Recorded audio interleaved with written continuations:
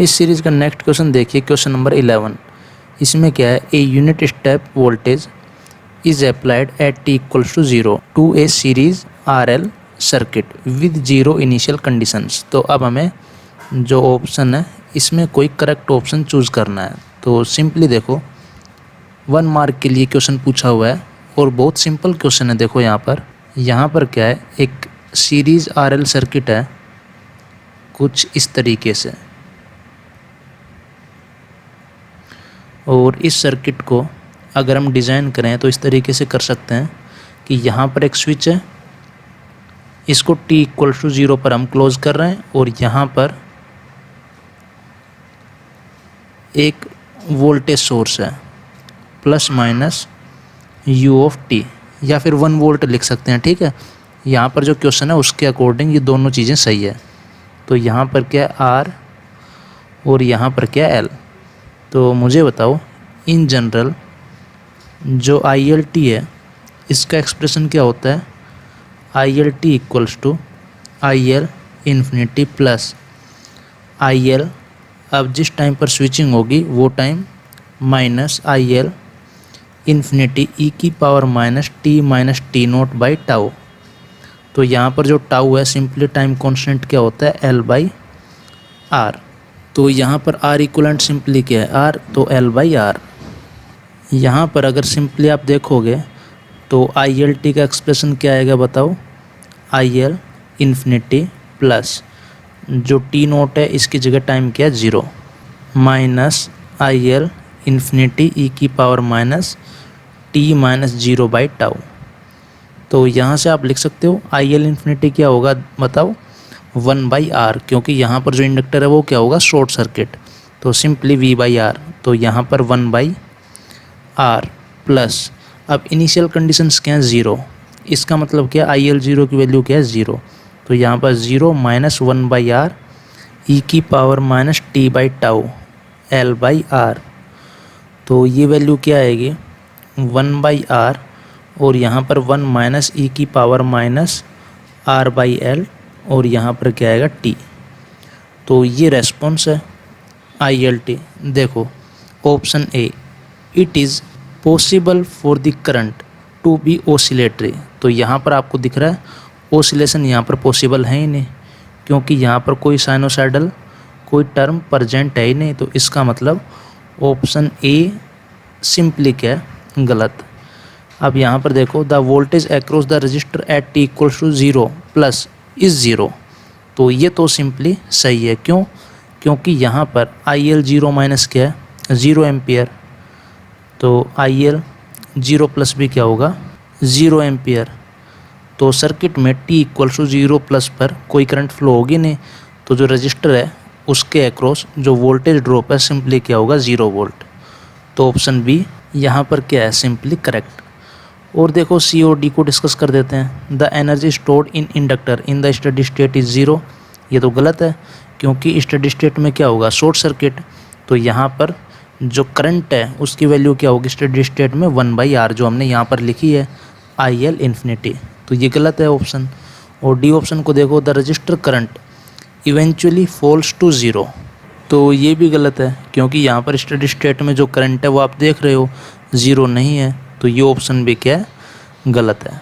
तो यहाँ पर simply option B is our correct answer. वैसे मैंने यहाँ पर इसको इतना डिटेल में एक्सप्लेन किया है, वैसे आप इसको देखते ही आप बता सकते हो कि option B is our correct answer. ठीक है, क्योंकि ऑप्शन ए को मैंने यहाँ पर जस्ट रिवीजन के लिए यहाँ पर लिखा है, ठीक है ना। तो बाकी आपको पता होना चाहिए कि यहाँ पर साइनोसाइडल जो टर्म है वो तो प्रेजेंट होती नहीं है, एक्सपोनेंशियल फंक्शन है। तो ये सब चीज़ें मैंने वैसे एक्सप्लेन की हैं कि आपको जो ये रिवीजन है ये दोबारा से हो जाए। बाकी जो थ्योरेटिकल लेक्चर्स हैं वो हम कवर कर चुके हैं, ठीक है। तो यहाँ पर अब एक नेक्स्ट क्वेश्चन देखते हैं, क्वेश्चन नंबर 12। यहाँ पर क्वेश्चन नंबर 12 को देखिए काफ़ी अच्छा क्वेश्चन है। वैसे जो इसका रिजल्ट है वो आपको याद रखना चाहिए, पर ये जो डेरिवेशन है ये हमने थ्योरेटिकल लेक्चर में कवर नहीं की। तो यहाँ पर एक्सप्लेन कर देते हैं, ठीक है, इन डिटेल। लेकिन आपको जो रिजल्ट है वो आपको याद रखना है। तो क्वेश्चन क्या है, consider the circuit shown in figure if the frequency of the source is 50 hertz. ठीक है, तो यहाँ पर क्या पूछा जा रहा है, then a value of T naught which results in a transient free responses means यहाँ पर जो ट्रांजिएंट है उससे फ्री रेस्पॉन्स होना चाहिए, तो हम किस टाइम पर इस स्विच को क्लोज करें, ये पूछा जा रहा है हमसे। तो यहाँ पर सॉल्यूशन को डिस्कस करते हैं। तो हमें पता है एक चीज़ के बारे में, वो क्या है कि यहाँ पर अगर ILT का एक्सप्रेशन लिखें तो सिंपली बताओ क्या लिख सकते हैं। यहाँ पर क्या लिखेंगे, IL, यहाँ पर क्या आएगा ट्रांजिएंट प्लस IL, और यहाँ पर क्या आएगा स्टडी स्टेट। तो यहाँ पर देखो, अब एक्सप्लेन करते हैं कि ट्रांजिएंट और जो स्टडी स्टेट रेस्पॉन्स है वो क्या होता है। तो यहाँ पर ILT सर्किट में करंट है, तो सिंपली हम क्या लिखेंगे बताओ, sine omega T equals to क्या आएगा I इंटू आर, और यहाँ पर क्या आएगा L di/dt। अब हमें पता है कि जो ट्रांजिएंट रेस्पॉन्स है उसके लिए हम क्या करते हैं, जो फोर्सिंग फंक्शन है उसको हम 0 रखते हैं। तो ट्रांजिएंट रेस्पॉन्स के लिए इक्वेशन क्या होगी, 0.01 di/dt plus 5it equals to 0। तो यहाँ से हम क्या लिख सकते हैं, di/dt plus 500it equals to 0। यहाँ से जो कैरेक्टरिस्टिक इक्वेशन है वो क्या बनेगी, d प्लस 500 इक्वल्स टू 0। तो कैरेक्टरिस्टिक रूट क्या आएगा, -500। तो यहाँ पर जो ट्रांजिएंट रेस्पॉन्स है वो क्या आएगा बताओ, कोई कांस्टेंट e⁻⁻500t। तो I hope you got the point. और यहाँ पर एक तरीके से ये क्या है बताओ, यहाँ पर ये कॉम्प्लीमेंट्री सोल्यूशन लिखा है, पर्टिकुलर इंटीग्रल यहाँ पर आएगा नहीं क्योंकि इक्वल्स टू क्या है 0। तो यहाँ पर यही रेस्पॉन्स होगा ILT। तो ये तो हो गया हमारा ट्रांजिएंट रेस्पॉन्स। अब हम फाइंड आउट करेंगे steady state response. Steady state response, अब ये तो आपको फाइंड आउट करना आता है, बताओ कैसे। सिंपली साइनोसॉइडल के लिए हमने बताया था ना, कौन सी ट्रिक यूज़ करेंगे, फेजर डोमेन एनालिसिस। तो यहाँ पर हम क्या करेंगे, जो सोर्स है उसको हम सिंपली क्या लिखेंगे, देखो यहाँ पर ये क्या है 5 ओम, यहाँ पर इसको क्या लिख रहे हैं J ओमेगा, और यहाँ पर लिख देते हैं L, चलो इन जनरल ठीक है। और यहाँ पर L की वैल्यू सब्स्टिट्यूट करेंगे। यहाँ पर जो वोल्टेज सोर्स है इसको बताओ क्या लिखेंगे, 1 एट एन एंगल 0 डिग्री। तो यहाँ पर जो करंट है इसकी वैल्यू देखो, फेजर डोमेन में क्या लिखेंगे, कैपिटल IL से रिप्रेजेंट कर रहा हूँ, 1 at an angle 0 degree divided by 5 plus J omega L। तो यहाँ पर देखो इसका मैग्नीट्यूड और फेज फाइंड आउट करो, तो क्या आएगा 1/√25 plus omega square L square at an angle क्या आएगा -tan इनवर्स ओमेगा L/5। तो यहाँ से जो ILT है इसकी वैल्यू क्या आएगी 1/√25 plus omega square L square, और यहाँ पर क्या आएगा साइन ओमेगा t माइनस यहाँ पर क्या आएगा tan inverse omega L/5। State response आ गया। तो फाइनली हम बताओ क्या लिख सकते हैं, ILT इक्वल्स टू (e⁻⁻500t), और यहाँ पर क्या लिखेंगे बताओ, plus 1/√25 plus omega square L square sine omega t minus यहाँ पर क्या आएगा tan इनवर्स ओमेगा L/5। अब यहाँ पर मान लीजिए कि हम सर्किट को, देखो ये तो गिवन है कि सर्किट को हम क्लोज कर रहे हैं t इक्वल्स टू T0 पर। तो IL T0 माइनस की वैल्यू क्या है बताओ सर्किट में, 0 एम्पियर। इसलिए यहाँ पर IL T0 प्लस की वैल्यू भी क्या होगी, सिंपली 0 एम्पियर। तो यहाँ पर देखो क्या आएगा, 0 इक्वल्स टू a e⁻500 और यहाँ पर क्या आएगा T0 plus 1/√25 plus ω²L² sine ω⁡T0 minus tan inverse ω/L/5। इसलिए यहाँ पर जो कैपिटल A है इसकी वैल्यू बताओ क्या आएगी। यहाँ पर हम सिंपली लिख सकते हैं -1/√25 plus ω²L² sine ω⁡T0 minus tan inverse ω/L/5 और यहाँ पर क्या आएगा e⁻500 और यहाँ पर T0। ये किसकी वैल्यू आ गई बताओ, कैपिटल A।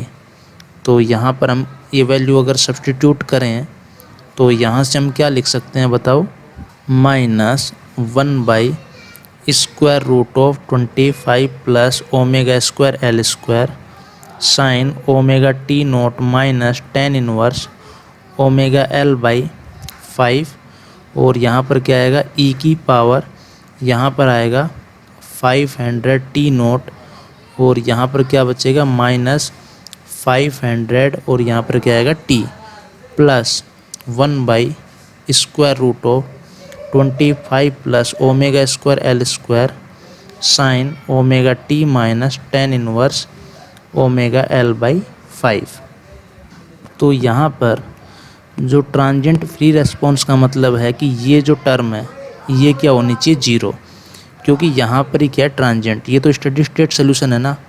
अरे यही तो फाइंड आउट किया था स्टेडी स्टेट सोल्यूशन। देखो यहाँ पर ये क्या है, स्टेडी स्टेट सोल्यूशन, ठीक है। तो ट्रांजिएंट हमें क्या करना है इसमें से रिमूव। तो ट्रांजिएंट को रिमूव करने के लिए बताओ क्या करोगे, ये तो 0 हो नहीं सकता, ये भी 0 नहीं हो सकता, तो किसको 0 होना पड़ेगा, इसको। तो this implies ω⁡T0 equals to क्या आएगा tan इनवर्स ω/L/5।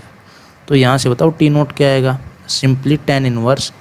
अब देखो मैं वैल्यू सब्स्टिट्यूट कर रहा हूँ, क्या आएगा ω2πf और यहाँ पर L की वैल्यू क्या है 0.01 डिवाइडेड बाई 5 और अपॉन में क्या आएगा बताओ, ओमेगा मीन्स 2 × पाई × 50।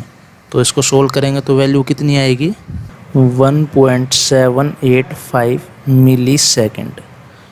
तो यहाँ पर देख लो कौन सा ऑप्शन करेक्ट है, देखो यहाँ पर, तो simply option B is our correct answer. तो यहाँ पर आपको समझ में आया हमने क्या किया। यहाँ पर हमने काफ़ी चीज़ें सीखने की कोशिश की हैं कि हम क्या कर सकते हैं। देखो इस तरीके का जो क्वेश्चन आएगा उसमें देखो मैथमेटिक्स में हमने साइन फंक्शन, कोसाइन फंक्शन, इनको हम ऑर्डिनरी डिफरेंशियल इक्वेशन में सीख लेते हैं कि किस तरीके से d² को यहाँ पर -ω² से रिप्लेस कर सकते हैं, लेकिन उस तरीके से सोल्व नहीं करना है। क्यों? क्योंकि यहाँ पर देखो स्टेडी स्टेट सोल्यूशन आपको निकालना है, तो आपको फेजर टेक्निक बता रखी है, तो वहाँ से तो आप स्टेडी स्टेट सोल्यूशन निकाल लोगे। और वहाँ पर जो फोर्सिंग फंक्शन है यहाँ पर क्या होगा, साइन या कोसाइन, उसको 0 रखो, वहाँ से डिफरेंशियल इक्वेशन का ओनली कॉम्प्लीमेंट्री फंक्शन ही तो फाइंड आउट करना है। यहाँ पर हमने क्या फाइंड आउट किया है, कॉम्प्लीमेंट्री फंक्शन, ठीक है। पर्टिकुलर तो सिंपली क्या है 0। तो ये जो अप्रोच है ये बहुत ही सिंपल है और ये कहाँ पर काम आएगी मैं पहले बता रहा हूँ। पावर इलेक्ट्रॉनिक्स जब हम पढ़ेंगे तो उसमें ये जो अप्रोच बताई है मैंने, ये काफ़ी काम आने वाली है, क्योंकि यहाँ पे ट्रांजिएंट आप सिंपली निकाल सकते हो, आपको only characteristic roots find out करने हैं, ठीक है। और स्टेडी स्टेट रेस्पॉन्स आप बहुत ही ईजी तरीके से निकाल सकते हो। वो कैसे, वो आप फेजर टेक्निक से, ना कि जो ऑर्डिनरी डिफरेंशियल इक्वेशन हम सीखते हैं किसमें, इंजीनियरिंग मैथमेटिक्स में, उसकी हेल्प के बिना ही मैंने बताया कि हम क्या यूज़ करेंगे, फेजर टेक्निक। देखो यहाँ पर ये कितना ईजी तरीके से निकाल लिया, यहाँ पर ILT का ये एक्सप्रेशन। नहीं तो आप इसको अगर उस तरीके से फाइंड आउट करोगे, किस तरीके से कि जो d² है उसको -ω² से रिप्लेस करते हैं, तो उसमें ये बहुत लेंथी जाने वाला है, ठीक है ना। तो इसलिए मैंने यहाँ पर इसको एक्सप्लेन किया है कि यहाँ पर आप काफ़ी चीज़ें सीखेंगे जो पावर इलेक्ट्रॉनिक्स में काफ़ी काम आने वाली है। तो आई होप ये जो कॉन्सेप्ट है ये क्लियर हो गया होगा। बाकी यहाँ पर जो RL सर्किट के लिए मैं नोट पॉइंट में लिख देता हूँ कि जो ट्रांजिएंट फ्री रेस्पॉन्स है उसकी कंडीशन क्या है, ठीक है। यहाँ पर आपने देख भी ली, फिर भी लिख देता हूँ, transient free response condition response condition. बाकी जो अप्रोच मैंने सिखाई है ना उसको याद रखना, वो बहुत काम आने वाली है। जब हम पावर इलेक्ट्रॉनिक्स सब्जेक्ट को स्टार्ट करेंगे ना उसमें बहुत काम आएगी। पावर इलेक्ट्रॉनिक्स में हम कम्प्लीटली मैथमेटिक्स ही सीखेंगे एक तरीके से, ठीक है। फूरियर सीरीज़ के बारे में काफ़ी डिटेल में एक्सप्लेन होगा वहाँ पर, और सर्किट बहुत चलेंगे। तो यहाँ पर ये जो टेक्निक है ना ये वहाँ पर आपको पता लगेगा कि कितनी पावरफुल है। तो आप इस रिज़ल्ट को भी याद रखें, और जो टेक्निक बताई है मैंने कि हम किस तरीके से तो स्टेडी स्टेट सोल्यूशन निकालेंगे और किस तरीके से यहाँ पर ट्रांजिएंट रेस्पॉन्स फाइंड आउट करते हैं, ठीक है। स्टेडी स्टेट कैसे निकालोगे, फेजर टेक्निक से। तो यहाँ पर आपको ये रिजल्ट आपको याद रखना है। तो आई होप जो आज के जो दोनों क्वेश्चन है वो आपको अच्छे से क्लियर हो गए होंगे। Thank you.